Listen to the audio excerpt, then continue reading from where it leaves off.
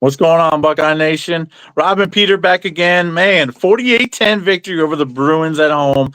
Unfortunately, Nico couldn't make the return trip to get smacked and knocked out again. But the Bruins get demolished by the Buckeyes. A lot of highlight reel plays, man. Lorenzo Styles making our first kickoff return in 15 years for a touchdown. James Peoples with 2 touchdowns, hurdling in a dude on one of them. A highlight reel day all around, a complete performance and a complete bludgeoning of the Bruins. But certainly some things to improve upon as we look forward to Michigan here in less than 2 weeks. We'll be in Ann Arbor squaring off with the Wolverines. How did you feel coming out of the Bruins contest late last night, Rob? Man, there was just no sense of urgency for me, and as I could tell was going on the field, there was no sense of urgency with this Ohio State team. I thought I was watching the spring scrimmage, the spring game where everybody's playing.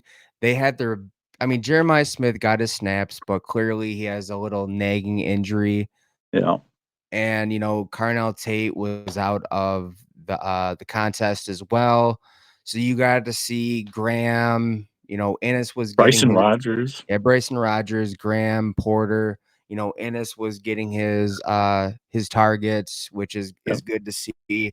And it's good to see that they're letting Saying get chemistry with the rest of the wide receivers, just in case, unfortunately, if something were to happen and the big game coming up in 2 weeks against that team up north. Sure. But man, did you see that absolute bullet that went through the defender's arms right into Brandon Ennis's hands? Like, pretty crazy, man. A lot of good concentration for Ennis. He made some really impressive catches yesterday, in my opinion, showing his 5-star worth. To me, it wasn't so much the catch. The catch was impressive, but dude, the throw, dude, that was such a tight window. And that was in the rain. But dude, again, another just monstrous defensive performance, only giving up 10 points. And it was just like, and what about that bizarre punt block by Caden Curry? Pretty much ran into the punt, hit him in the chest, and Ohio State gets away with three, free points. Yeah, 3 free points right there and have one of the most bizarre punt blocks I've ever seen. Like, he was nowhere near blocking the punt, but he just kicked it right into his chest on a bad, drop. I don't understand how the kicker did that, but whoa, what a mistake there. And I'm sure he got chewed up by his special teams coach after that one. Yeah.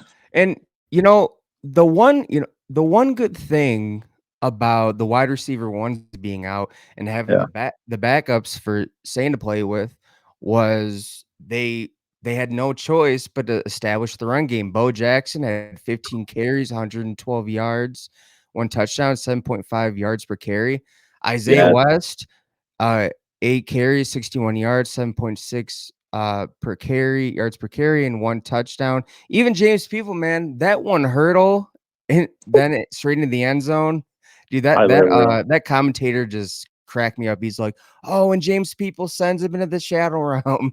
But he had 6 carries, 42 yards, 7 yards per carry, and 2 touchdowns. This is what needs to go forward. CJ Donaldson, fine, give him his goal line touches at times, but dude, it needs to be Bo Jackson, Isaiah West, and James People in that order, man. I'm sorry, but like, dude, this portal window has been looking to be a complete bust. Bo Atkinson, he can be a good support player, but there's a big reason why he got passed up by Caden Curry. CJ Donaldson, man, not fast, not elusive. Nope. He can muscle it out at times, especially at the goal line when they need him. But but then again, Bo Jackson would have so many more touchdowns if they didn't let CJ Donaldson do the cleanup work. That's the thing, man. Bo Jackson, he's got like 3 or 4 touchdowns on the entire year, man. It's kind of crazy because Donaldson's been the finisher of drives, and he always gets taken out in the red zone. I'm with you. I only want to see Donaldson in the red zone. I don't want to see him between the 20s ever again. I know he's injured right now, and he's out right now, but the run game got going, man. That was impressive. I've harped on that all season. Oh yeah, I've been really definitely. hard on it. I want to see the improvement, and I was pleased yesterday. Of course, now it's just UCLA. They're not a very good defense, not a talented roster, but it's finally good just to see the run game clicking for once. That was encouraging to me. Yeah, but again, like this needs to be the order of running backs. Bo Yeah. Jackson, Isaiah West being the main backs getting split Yep. time, and then James People when he needed, maybe in the passing game. But there's one thing that I saw that was positive, and we're gonna look at that right side of the offensive line. Yeah, We're gonna buddy. look at what happens. You know what, dude? They gave When Shabola time. I don't like bashing players, but it's mhm. kind of hard to justify, especially after what Van Sickle did. When they put Van Sickle in, they were able to run effectively on the right side of the line. So that's a positive light you can look at going forward. And I hope, because like, dude, in 2 weeks they have a big game and you need your best players on the field, Yep. especially on the offensive line. Pass protection for San, and as Sure. well as the run game when you need it. What So was really interesting with Chabola when he came out and Van Sickle came in. Guess what side we started running to? The right side, and they were popping runs for both West and Bo Jackson. That's really impressive to see, and a big change there.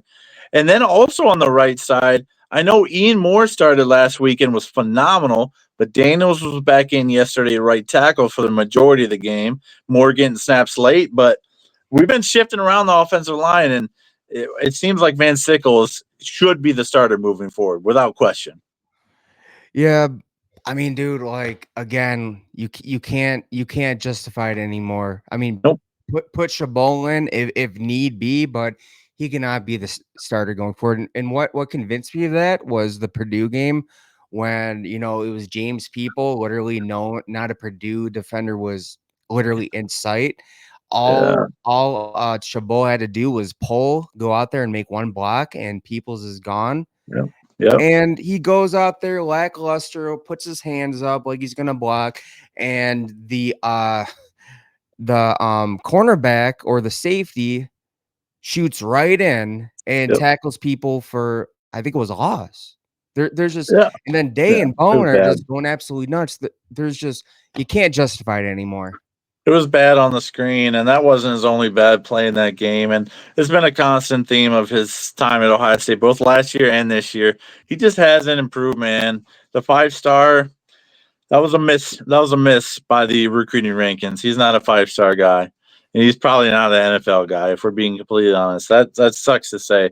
I've been rooting for the kid. I want him to succeed because of his immense talent, but he has a ceiling, and his ceiling is not being a starter at Ohio State. Van Sickle, redshirt freshman, he should be the starter moving forward. I mean, again, like if you have a redshirt freshman who's already showing that he's better than the Yep. starter, you Yep. need to go forward with the future of this team, Hmm. possibly at right guard. Yep. So He can be a especially, depth piece for the playoff run, but he should not be a starter anymore. nah, man. I mean, he was a highly touted 5-star coming out of high school, and he just didn't develop. Nope. He's one of Fry's recruits, and I mean, yeah. I mean, Tyler Bowen has been a complete, game changer. But even though I'll give, you know what, man, I was a big Justin Fry hater. We Sure. both were. Yeah. But you know what, the wonders that he worked on the line during the playoffs. He's a good developer. He's But a heck of a developer. That's why he's in the league now. He doesn't have to recruit because that was his weakness. it looks like Bowen is doing really well with the offensive line as well. He's pulling in some good recruits, and it seems like he's figuring out the right lineup that's going to work. So I'm encouraged. There's still a lot to improve upon, and some dudes to add in the portal. But what I else do you mean, think Ohio State needs to improve it upon heading into the what Michigan game? one second, since we're talking about Bowen and how the line is doing, so they're tied for fourth in sacks allowed and Yeah. given up 5. So I mean Yep. that's elite pass blocking. I just want to see more from the run game, but again, going forward, just like you said, what do we want to see going forward from this Ohio State team? they need to continue to open up the run game, and being Yep. so efficient with the passing game, the wide receivers they have, that's going to open up the run game because when these teams keying on Jeremiah Smith and Carnell Tate, that's that's really going to keep them guessing, going to keep them on their toes, and that's when you can open up the run game. But it depends on who's going to be out there, what offensive linemen are going to be out there. And again, let's go back to Shabola. We need Van Sickle going forward. He's shown more promise. I think they ran on the right side of the line more this season than they ever had with Shabola in there. Yeah, yeah. So it should be that's an encouraging development, and I like to see Van Sickle step up. He seems like the future at the position, and the future is now. Let's be honest. He needs to be on the field versus the Wolverines. What else do you want to see to improve upon as we take on the Wolverines in another 2 weeks here? Man, that red zone offense, dude. Yeah, You have to capitalize. You have to capitalize. You have to can't settle for field goals, man, especially against Michigan. I guarantee you Day is going to go out there and not mess around, but need Brian Hartline to call a perfect game, especially in the red zone. Can't settle for field goals.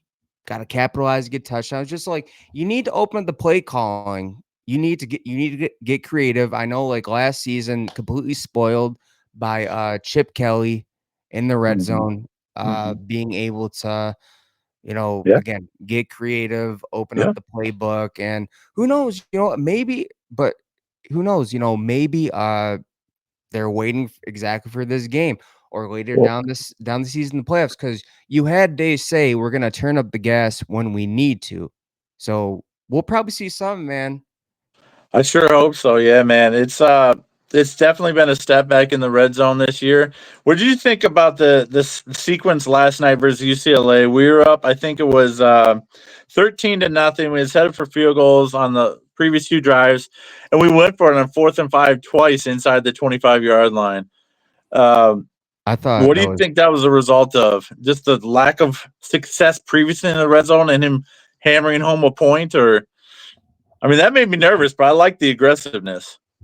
Yeah, I think that's just Day's aggressiveness that we've seen develop over the years. He's been really, conservative at times in the Mhm. red zone, but also, he knows what he's working with his defense and how horrible this UCLA offense is. So Yeah, getting more reps for the wide receivers, but man, I did like what I saw, especially that pass where Julian Sane was just so patient and waited for an open window to get the ball yeah, to Bryson Rodgers for a touchdown.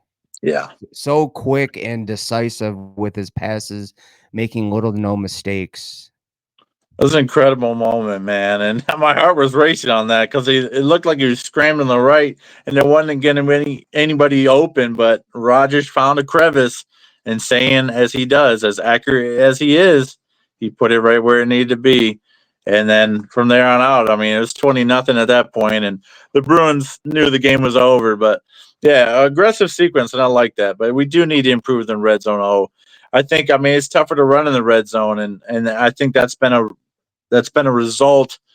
Even with Donaldson in there, it's like when he scores touchdowns, it's like he's barely crossing the line. It's not like he's waltzing into the end zone on these Well, touchdowns, these goal line situations. So it's like, man, we got to improve, man, because yeah, that's where the game is won in the trenches. you know, it's so predictable when Donaldson comes in because just like that's the only reason they've been bringing him in lately was for those goal line situations. So I agree. what the defenses are doing, they're stacking the box, but Yep. you should have a play where when they're stacking the box and gonna crash in, you should have Sane pull the ball and go around the end.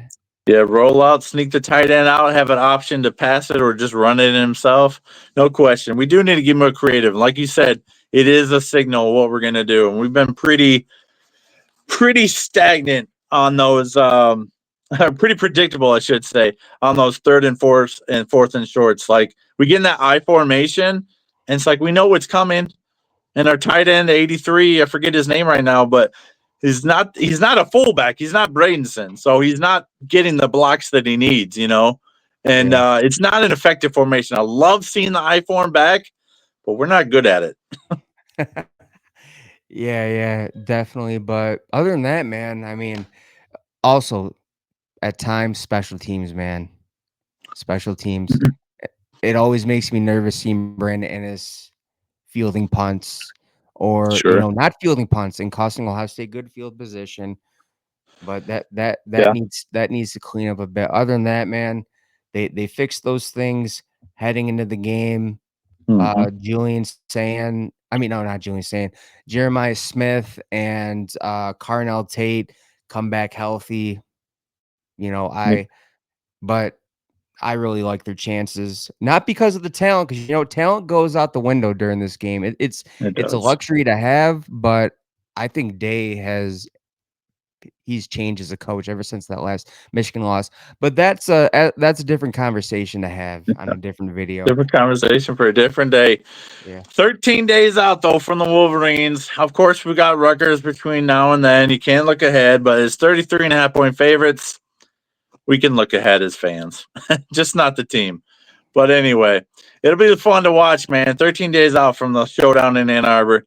That'll do it for this one. Go Bucks and God bless. We'll see you on the next one. OH. IO, let's go Bucks.